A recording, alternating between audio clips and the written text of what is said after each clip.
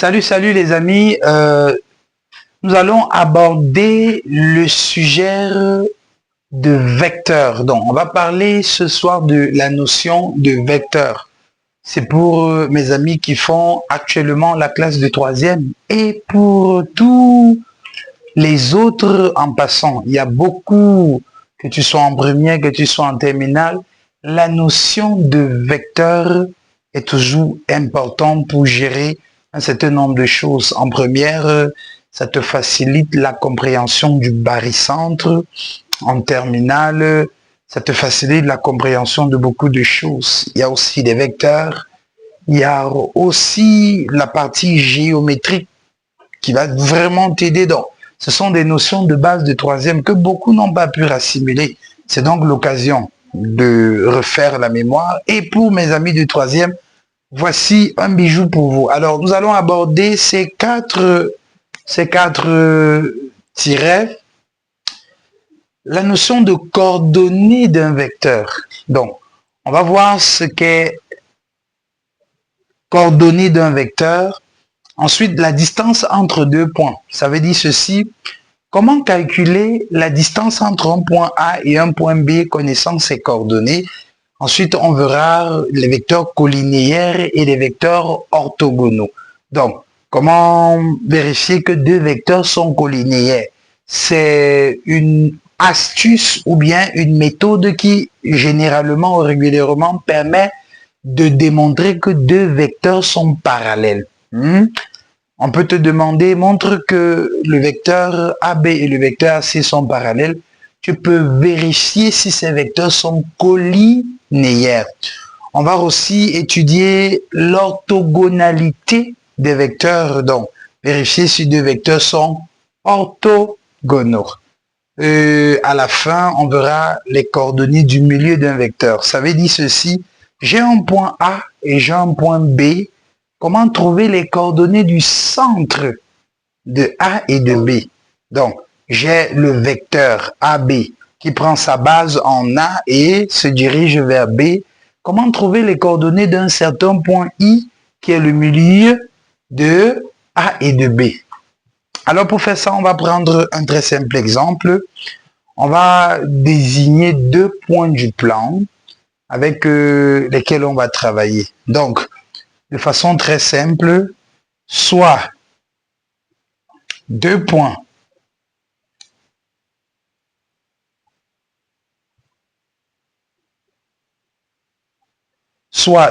du plan A, deux coordonnées, on va prendre des coordonnées simples, on va prendre 1, 2, A de coordonnées 1, 2 et B de coordonnées 2, 3.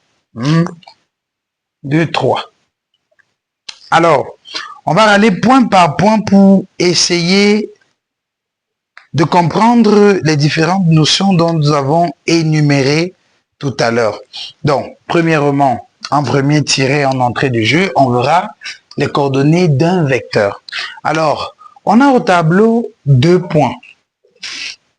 On a au tableau 2 points. Donc, je vais appeler progressivement 1, 2, 3 et 4.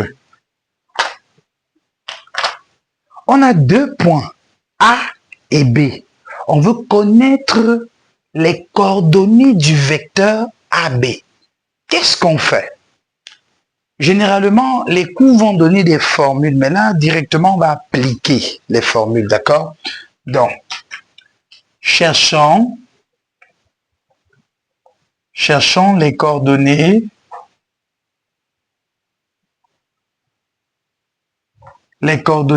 du vecteur. Cherchons les coordonnées du vecteur AB. Alors, qu'est-ce qu'on fait, les amis? AB aura pour coordonnées. Qu'est-ce que je fais? J'ouvre la parenthèse comme ceci. Vous allez remarquer qu'il y a un point, le point B. Celui qui est le plus rapproché de la parenthèse, c'est par ces coordonnées qu'on va commencer. Donc, je recopie les coordonnées du point B. En première rangée, je mets 2, 3. Et puis, je fais moins les coordonnées du premier point, c'est-à-dire les coordonnées du point A qui sont 1 et 2 et j'effectue le calcul 2 moins 1, ça fait 1, 3 moins 2, ça fait 1. Donc le vecteur AB a pour coordonnées 1 et 1. Tu te doutes certainement que il y aura des points comme ceci où on aura par exemple des coordonnées négatives. Comment est-ce qu'il faut s'y prendre avec cela? Alors tout de suite, ici, je vais faire une très petite démonstration qui va nous permettre de varier ça. Donc, on va prendre un point C. Un point C qui aura pour coordonnées, par exemple, 5 et moins 3. Et puis, on va prendre un autre point B. Un autre point B qui aura, par exemple, pour coordonnées 6. Oui, 6 et 1. 6 et 1. On va calculer les coordonnées du vecteur BC. Les coordonnées du vecteur BC, c'est quoi? Je prends d'abord le point C, donc je mets 5 et moins 3. Maintenant, je fais moins 6 et moins 1. Vous avez vu qu'il n'y a aucun problème. J'ai même envie qu'on exagère. Et si on rendait un peu ça plus bizarre et qu'on mettait ici moins 2. Voilà. Mettons là moins 2. Qu'est-ce qui se passe donc ici? Il suffit de mettre le moins de la formule et d'ajouter notre moins 2 comme ceci. Assez simplement, on aura 5 moins 6 qui donne moins 1 et on aura moins 3 moins fois moins ici. Donc, souvenez-vous les amis, ici dans la petite parenthèse, on a moins 2. Moins fois moins, ça fait plus. Moins 3 plus 2, ça fait moins 1. Voilà donc comment on trouve les coordonnées d'un vecteur. C'est assez simple. Plus la peine d'arriver sur des épreuves et de caler, de buter face à de petites choses comme ça. Donc, voilà comment on calcule les coordonnées d'un vecteur. N'hésite pas en commentaire si tu ne comprends pas correctement de poser des questions ou bien de nous laisser en commentaire un autre cas qui t'a paru difficile à déterminer. Avais-tu 2 points avec des coordonnées et tu as eu de la difficulté à calculer les coordonnées du vecteur formé entre ces 2 points? Alors mets ça en commentaire. Et je vais faire un autre petit rappel. Il se peut que les coordonnées ne soient pas toujours des nombres entiers. D'accord? Ça peut être des nombres rationnels. Ça ne dérange pas. On procède de la même façon. D'accord? Voilà. Tout de suite, on va donc aborder notre deuxième point, la distance entre 2 points. En 2, on va voir la distance entre 2 points. La distance entre 2 points. Donc, on avait déjà nos 2 points, A et B. Qu'est-ce qu'on fait? J'ai A, distance entre, la distance entre A et B. On a un autre point A qui a pour coordonnées 1 et 2 et notre point B qui a pour coordonnées 2 et 3. On veut la distance entre le point A et le point B. Qu'est-ce que je fais? De façon très simple, j'ai A, B, le vecteur a pour coordonnées, comme on l'a déjà calculé, 1, 1. Donc, pour connaître la distance entre 2 points, connaissant leurs coordonnées, la première chose que je fais, je calcule d'abord les coordonnées du vecteur formé entre ces 2 points. Alors, quand j'ai les coordonnées du vecteur formé entre ces 2 points, tout ce que je fais, c'est AB est égal.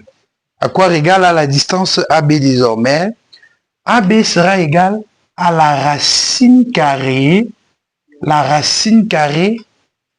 de l'abscisse au carré plus l'ordonnée au carré. Donc, j'aurai 1 au carré plus 1 au carré. Tu te doutes certainement, si c'était 5, 10, 5 au carré plus 10 au carré, simplement. Donc, 1 au carré, ça fait 1. 1 au carré, ça fait 1. Ça fait 1 plus 1, 2. Donc, la distance entre A et B n'est rien d'autre que racine de 2. Alors, très rapidement, on va prendre le deuxième exemple avec nos deux points qu'on avait utilisés il y a quelques minutes, B et C. Donc, on va chercher à connaître la distance entre B et C. On a notre point B qui avait pour coordonnées 5 et moins 3 et notre point C qui avait pour coordonnées, pardon, une petite erreur là, B a plutôt pour coordonnées 6, moins 2 et C a pour coordonnées 5 et moins 3. Alors, on avait trouvé que le vecteur BC c'était moins 1, BC avait pour coordonnées moins 1, moins 1. Alors, de la même façon, la distance BC n'est rien d'autre que la racine carrée de moins 1 au carré plus moins 1 au carré. Je te doute certainement qu'il n'y a pas de différence entre moins 1 au carré et 1 au carré. Donc, moins 1 au carré, ça fait 1 et moins 1 au carré, ça fait 1 de l'autre côté. Donc, on aura ici racine carrée de 1 plus 1 qui donne racine de 2. Ça fait bizarre, n'est-ce pas? On a deux points de coordonnées différentes et deux autres points là distincts de ceux-ci qui ont la même distance entre eux. Ce sont des points équidistants. Pourtant, ils ont des coordonnées différentes. C'est juste une petite remarque. Ce n'est pas parce que on garde la même distance entre nous qu'on aura les mêmes coordonnées. D'accord? On a des coordonnées différentes, mais A, B et BC ont gardé la même distance. Voilà. On voit dans la suite donc la notion de vecteur collinéaire et vecteur orthogonal. Donc, on va essayer d'enlever cette partie.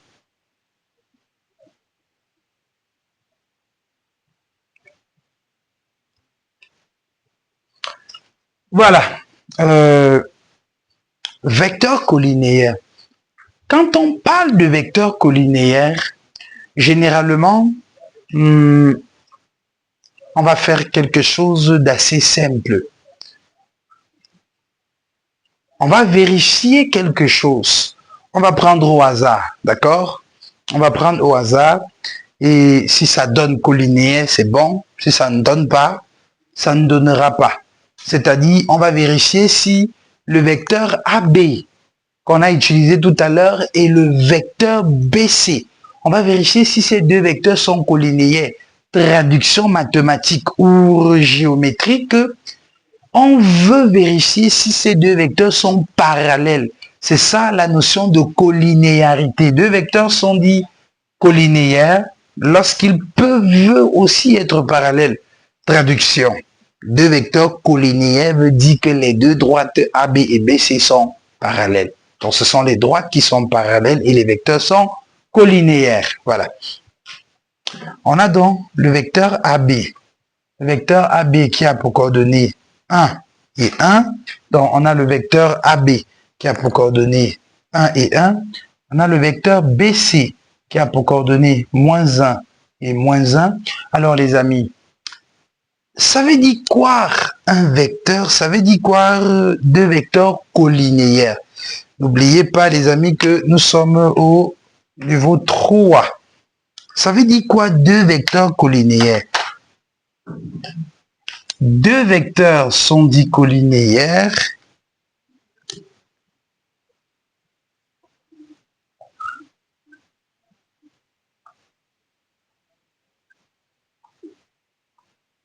deux vecteurs sont dits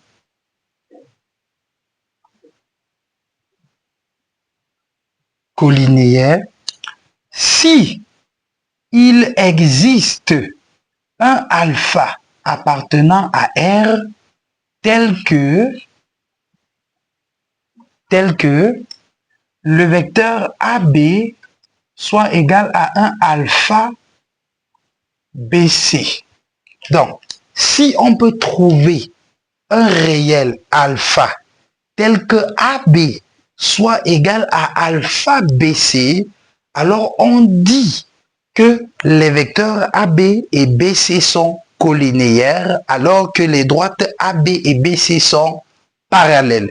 Alors, on va vérifier ça tout de suite. Comment est-ce qu'on procède? Pour faire cela, les amis, c'est assez simple. Regardez, on connaît déjà les coordonnées de AB et les coordonnées de BC. Alors, qu'est-ce que j'écris?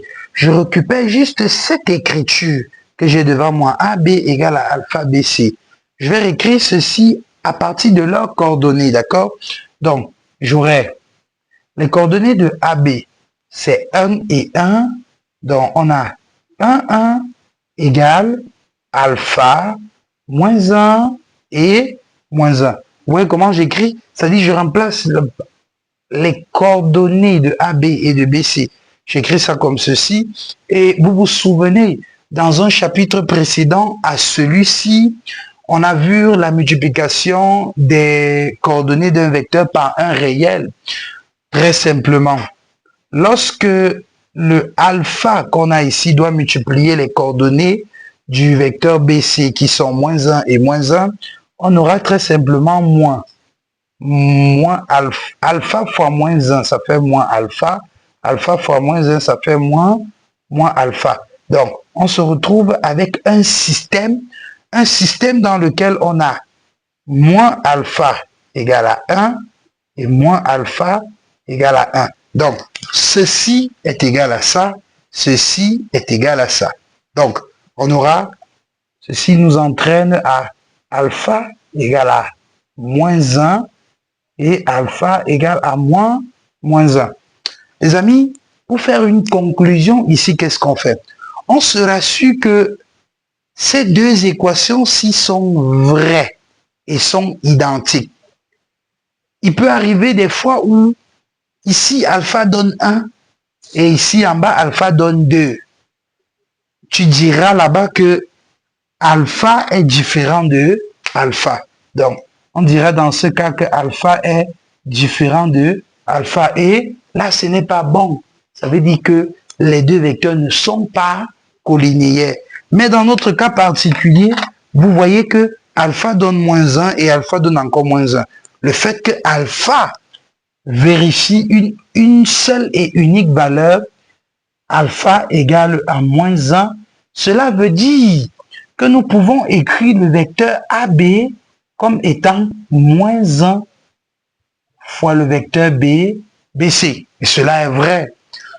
Vous en doutez. Si on multiplie les coordonnées du vecteur BC, qui sont moins 1 et moins 1, par un coefficient moins 1, comme on a fait avec alpha, vous vous doutez qu'on aura moins 1 fois moins 1. Ça va donner 1. Moins 1 fois moins 1, ça va donner 1 et ça vérifie les coordonnées de AB. Voici comment on démontre que deux vecteurs sont collinéaires. On en arrive à un seul et unique alpha qui garde la même valeur et qui nous permet d'écrire une écriture pareille à celle-ci. On dit dans ce cas que les vecteurs AB et les vecteurs AB et BC sont collinéaires.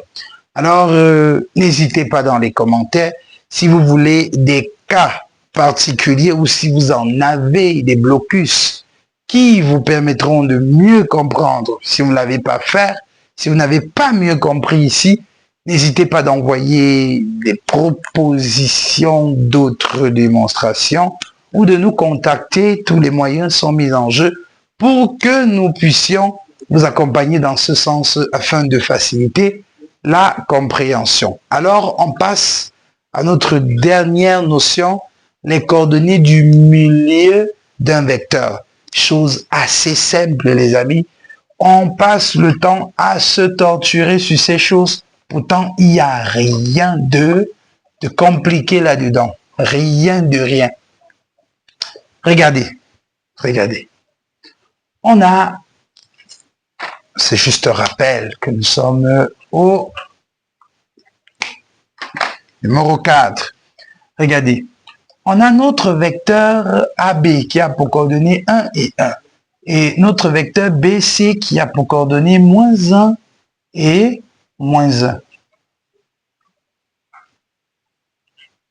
Ça, c'est deux vecteurs. Je veux qu'on fasse un petit tour en arrière. A avait pour coordonnées quoi? 1 et 2. Oui.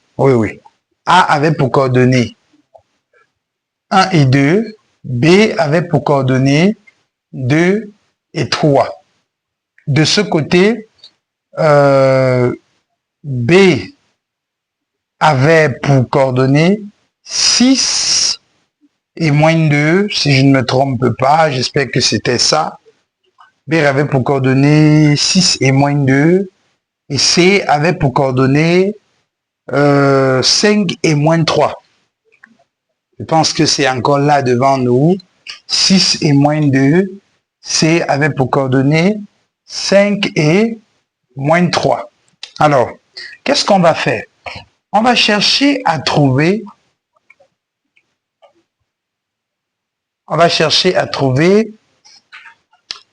Ce sera comme un bonus, d'accord? Je veux qu'on s'explique un peu. Je suppose que nous sommes dans un repère O, I, J, et je vais essayer de placer ces points dans le repère, d'accord? On va placer les points dans le repère. On va essayer de graduer en 1. Bon, ici, c'est déjà en 2. Ici, en 3. Ici, en 2, en 3. Ici, en moins 1, moins 2. Ici, en moins 1. Ici, en moins 2. Voilà. Si on place le point A, abscisse 1, ordonnée 2. Abscisse 1, ici, ordonnée 2. Donc, on est là comme ceci. Et voici le point A. Si je place le point B, abscisse 2, ordonnée 3, nous sommes exactement là. Donc, voici le point B. Si j'essaye de faire, j'essaye de relier ces deux points-là. Donc, voici la droite AB. C'est vrai que je ne devrais pas m'arrêter. J'ai envie de dire le segment AB. Si je m'arrête, je vais salir l'image. Je préfère m'arrêter comme ça. On va parler donc de segment dans ce sens. Qu'est-ce qu'on veut maintenant? On veut trouver les coordonnées du point milieu de ce segment qu'on va appeler I. Bon, on va essayer de faire une lecture graphique. On va vérifier ça par calcul, d'accord? On s'amuse un peu. Si j'essaye de projeter le point I en ordonnée et que je projette en abscisse, je fais une lecture. Je crois, je préfère dire je crois, que I aura pour coordonnée abscisse 1,5 et en ordonnée 2,5. Voilà, on va vérifier ça par calcul, d'accord? Donc, pour trouver les coordonnées du point I, milieu de deux points A et B comme ceci, qu'est-ce que je fais? I a pour coordonnées somme des abscisses sur 2. C'est-à-dire, voici, A a pour abscisse 1, B a pour abscisse 2. Somme des abscisses, c'est-à-dire 1 plus 2 divisé par 2. Somme des ordonnées aussi divisé par 3, c'est-à-dire 2 plus 3 divisé par 2. Alors, quand on fait les opérations, on a 1 plus 2, ça va nous faire 3 sur 2. Ici, 2 plus 3, ça fait 5 sur 2. Et naturellement, avec calcul bien fait, 3 divisé par 2, ça nous donne 1,5. Et 5 divisé par 2, 2,5. Vous voyez que la lecture graphique, elle était exacte, elle était nette. C'est la notion de vecteur. Voilà. J'espère qu'avec cette vidéo, on a pu lever beaucoup de zones d'ombre et nous ne nous arrêtons pas là. Pour toutes vos préoccupations, n'hésitez pas à nous contacter en commentaire.